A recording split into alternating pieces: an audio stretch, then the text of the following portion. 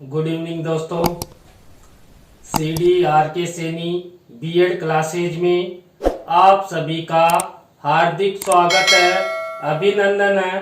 देखिए, हम प्रतिदिन आपके बीएड पाठ्यक्रम का टॉपिक टू टॉपिक हमारे YouTube चैनल के माध्यम से अध्ययन कर रहे हैं। तो आप सभी को जो बीएड पाठ्यक्रम का अधिगम करवाया जा रहा है, यह आप सबके लिए कितना उपयोगी हो रहा है, आपको हमारे वीडियो के माध्यम से कैसा अनुभव मिल रहा है, कैसी आपकी परीक्षा की तैयारी हो रही है, तो हमें कमेंट्स के माध्यम से जरूर बताएं। देखिए, जो आपका पेपर है अधिगम के लिए आंकलन, अधिगम के लिए आंकलन पेपर के अंतर्गत हमने सतत एवं व्यापक मूल्यांकन के बारे में अध्ययन किया है। और आज की क्लास में जो सतत मूल्यांकन है, सतत मूल्यांकन के संबंध में राज्य शिक्षा संस्थान की समस्तुतियां, सुझाव के बारे में अध्ययन करेंगे कि राज्य शिक्षा संस्थान है, उन्होंने सतत मूल्यांकन के संबंध में क्या क्या समस्तुतियां दी, क्या क्या सुझाव दिए, जिनके माध्यम से जो सतत मूल्यांकन है वो छात्रों के लिए उपयोगी हो सके, शिक्षकों के लिए उपयोगी हो सके और छात्र अच्छा अधिगम करते हुए अपना फ्यूचर निर्माण कर सके। तो आइए अध्ययन करते हैं सतत मूल्यांकन के संबंध में राज्य शिक्षा संस्थान की समस्तुतियां। यदि देखिए आप हमारे YouTube चैनल पर नए हैं तो सबसे पहले हमारे YouTube चैनल को सब्सक्राइब करें और पास ही बने बेल आइकन के बटन को दबा देवे, जिससे जब भी हमारे द्वारा हमारे YouTube चैनल पर वीडियो अपलोड की जाती है या लाइव क्लास चलाई जाती है तो उनके नोटिफिकेशन आपको मिल सके। देखिए, जो सतत मूल्यांकन के संबंध में जो राज्य शिक्षा संस्थान है उन्होंने क्या क्या समस्तुतियां दी, उसमें पहली समस्तुति है सतत मूल्यांकन को प्राथमिक विद्यालयों में लागू किया जाएगा। देखिए, राज्य शिक्षा संस्थान उसी प्रकार है जैसे केंद्र में NCERT। ये राज्यों में शिक्षा की व्यवस्था करने हेतु प्राथमिक विद्यालयों के सशक्तिकरण, माध्यमिक विद्यालयों के सशक्तिकरण के लिए कार्य करती है। शिक्षा को आगे बढ़ाने का कार्य राज्य शिक्षा संस्थान करती है। तो सतत मूल्यांकन को प्राथमिक विद्यालयों में लागू करने संबंधी समस्तुति प्रदान की राज्य शिक्षा संस्थान ने कि जो सतत व्यापक मूल्यांकन है, ये सतत व्यापक मूल्यांकन सबसे पहले प्राथमिक विद्यालयों में लागू किया जाएगा, जिससे जो प्राथमिक स्तरीय जो बालक बालिकाएं हैं उनको परीक्षा संबंधी किसी भी प्रकार का कोई दबाव या बोझ महसूस नहीं हो, मूल्यांकन के प्रति उनका डर खत्म हो और छात्र बिना किसी डर के मूल्यांकन परीक्षा दे सके। और सतत और व्यापक मूल्यांकन की तरह ही यहाँ पर छात्रों का जो सतत मूल्यांकन लिया जाता है वो नियमित रूप से अलग अलग लिया जाकर छात्र जो प्राथमिक स्तरीय छात्र है उनको लाभदायक हो सकेगा। दूसरी समस्तुति है इस हेतु शिक्षक संदर्भिकाओं का निर्माण किया जाएगा, यानी कि जो सतत व्यापक मूल्यांकन हेतु जो सतत मूल्यांकन है इसके प्राथमिक विद्यालयों में लागू करने हेतु जो शिक्षक संदर्भिकाएं हैं उनका निर्माण किया जाएगा और उनके माध्यम से छात्रों का सतत मूल्यांकन लिया जाएगा। जो राज्य शिक्षा संस्थान है उसने थर्ड स्तुति दी कि प्राथमिक विद्यालयों में सतत मूल्यांकन की प्रक्रिया को लागू करने के लिए अध्यापकों को सघन प्रशिक्षण प्रदान किया जाएगा। देखिए, सतत व्यापक मूल्यांकन लेने हेतु भी यदि अध्यापकों को अच्छी तरह प्रशिक्षण प्रदान किया जाएगा तो वो छात्रों का अच्छा सतत मूल्यांकन ले सकते हैं और छात्रों की जो उपलब्धि है उसका सही से निर्धारण कर सकेंगे। इसके बाद नेक्स्ट बिंदु है छात्र बालकों में दक्षता एवं मूल्यों के विकास हेतु शिक्षकों को पाठ्य पुस्तकों की सामग्री का उचित प्रयोग करने हेतु प्रशिक्षण दिया जाएगा। राज्य शिक्षा संस्थान ने सतत मूल्यांकन के संबंध में समस्तुति दी, तर्क दिया कि बालकों में दक्षता और मूल्यों के विकास हेतु जो शिक्षक होते हैं, शिक्षकों को पाठ्य पुस्तकों की सामग्री का उचित प्रयोग करने का प्रशिक्षण प्रदान किया जाएगा। देखिए, अध्यापकों को यदि उचित प्रशिक्षण प्रदान किया जाएगा तभी वो पाठ्य पुस्तकों के माध्यम से शिक्षण करवाते हुए छात्रों का अच्छे से सतत मूल्यांकन ले सकते हैं। नेक्स्ट है बहु कक्षा शिक्षण प्रणाली को संपादित करने हेतु शिक्षकों को इस प्रणाली के बारे में उचित ज्ञान प्रदान किया जाएगा। देखिए, सतत मूल्यांकन को लेने में अध्यापक की महत्वपूर्ण भूमिका होती है, तो अध्यापक को सतत मूल्यांकन संबंधी सभी प्रकार का प्रशिक्षण प्रदान करना आवश्यक है। तो राज्य शिक्षा संस्थान ने भी अध्यापकों के प्रशिक्षण पर विशेष बल देते हुए जो बहुकक्षा शिक्षण प्रणाली है उस प्रणाली को संपादित करने हेतु शिक्षकों को इस प्रणाली के बारे में उचित ज्ञान प्रदान किया जाएगा। किस प्रणाली के संबंध में? सतत मूल्यांकन प्रणाली के संबंध में। यदि सतत मूल्यांकन प्रणाली के संबंध में छात्रों को और अध्यापकों को अच्छा प्रशिक्षण होगा, अच्छा ज्ञान होगा, तभी जाकर जो शिक्षक है वो छात्रों का अच्छा सतत मूल्यांकन ले सकता है। देखिए, जो हमारा ये चैनल है CDRK सैनी बीएड क्लासेज, ये CDRK सैनी परिवार की ओर से संचालित है और YouTube पर हमारे इस चैनल के अलावा भी अनेक YouTube चैनल है।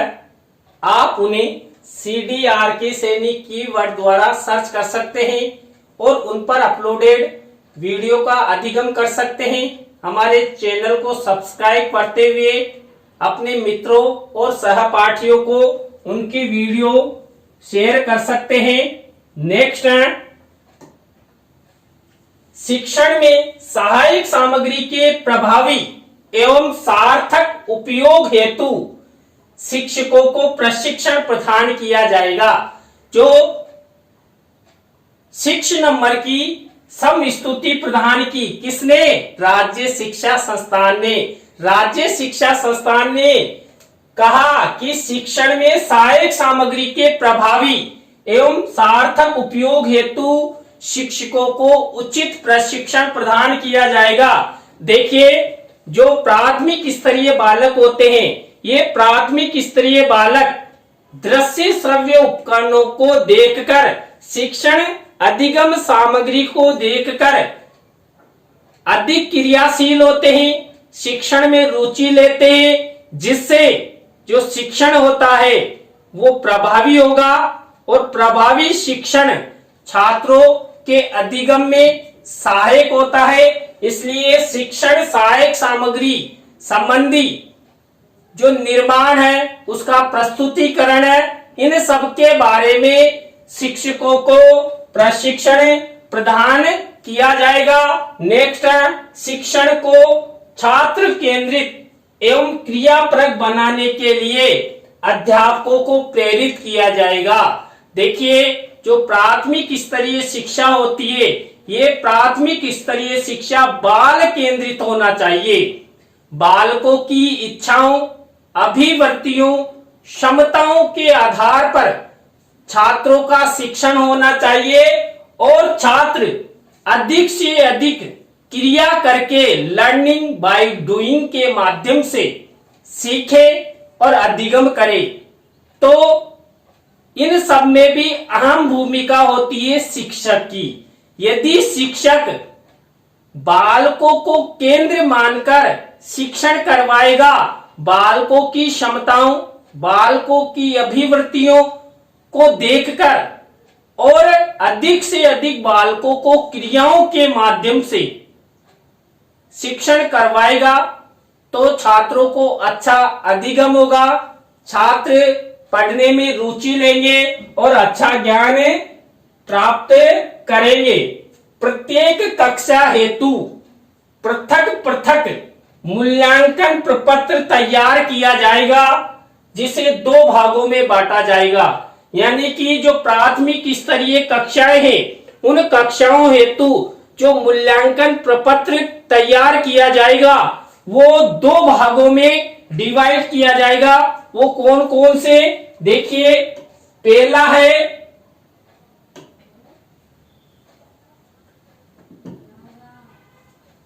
मूल्यांकन प्रपत्र में, जो पहला मूल्यांकन प्रपत्र होगा, मूल्यांकन प्रपत्र में साप्ताहिक, पाक्षिक, मासिक एवं त्रैमासिक मूल्यांकन के आधार पर कोटि का निर्धारण किया जाए, जिसमें अनौपचारिक मूल्यांकन पर विशेष बल दिया जाए।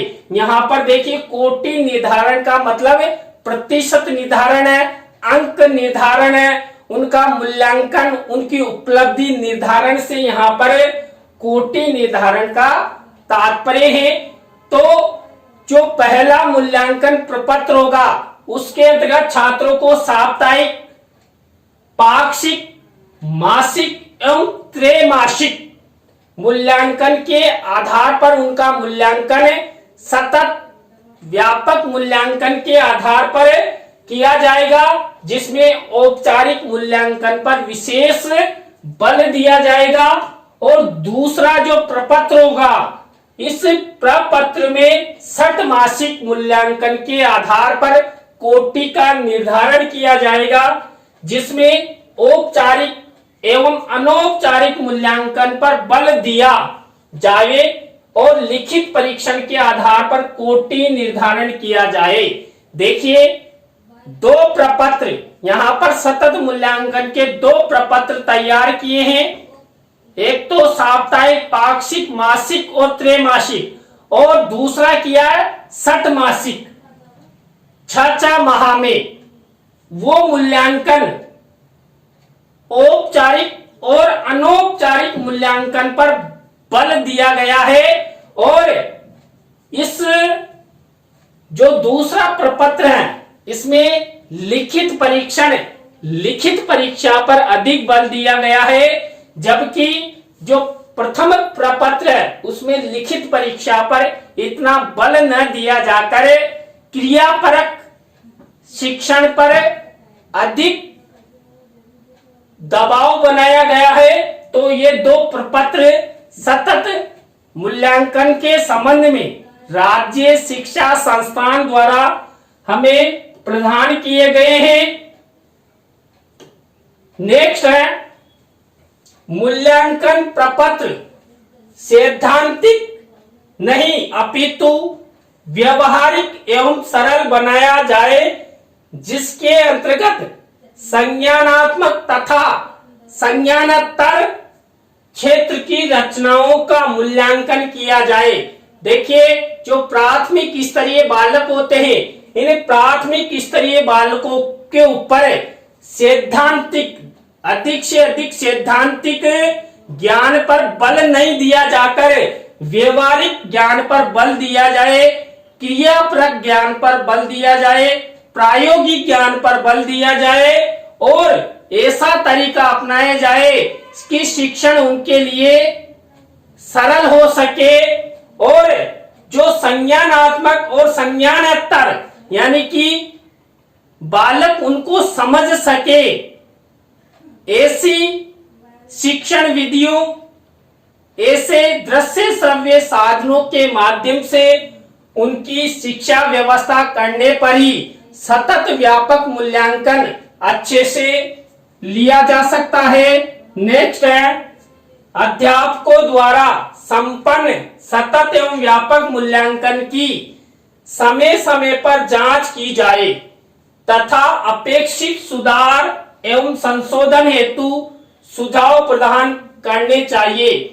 देखिए, जो शिक्षकों द्वारा छात्रों का सतत और व्यापक मूल्यांकन लिया जाए, ये सतत और व्यापक मूल्यांकन की उच्च अधिकारियों द्वारा समय समय पर जांच की जाए और क्या अपेक्षित सुधार होना चाहिए, उस अपेक्षित सुधार और संशोधन हेतु बीच बीच में सुझाव प्रस्तुत करने चाहिए। तो राज्य शिक्षा संस्थान ने जो सतत मूल्यांकन है, इस सतत मूल्यांकन के संबंध में जो सुझाव प्रस्तुत किए गए, ये छात्रों और शिक्षकों के लिए महत्वपूर्ण है। नेक्स्ट है साप्ताहिक, पाक्षिक, मासिक, त्रैमासिक, वार्षिक सतत एवं व्यापक मूल्यांकन में परस्पर संबंध होना चाहिए। यानी कि जो छात्रों का साप्ताहिक, पाक्षिक, मासिक, त्रैमासिक, षटमासिक और वार्षिक जो सतत मूल्यांकन किया जाए, परीक्षा ली जाए, उसमें आपस में संबंध होना चाहिए। ये नहीं, देखिए उसी पाठ्य पुस्तक पर सत्र आरंभ से लेकर सत्र पर्यंत तक छात्रों का सतत मूल्यांकन किया जाए, तब जाकर छात्रों में अच्छा अधिगम हो सकता है। छात्र अच्छा अधिगम करते हुए आगे बढ़ सकते हैं। तो देखिए, आज हमने सतत मूल्यांकन में राज्य शिक्षा संस्थान की समस्थितियों के बारे में अध्ययन किया। आपको वीडियो कैसा लगा कमेंट्स में जरूर बताएं। यदि अच्छा लगा हो तो लाइक करें, कमेंट्स करें और अपने मित्रों और सहपाठियों को शेयर जरूर करें। नए टॉपिक के साथ इसी समय CDRK सैनी बीएड क्लासेस पर आपसे फिर मिलेंगे। राम राम सा, बाय।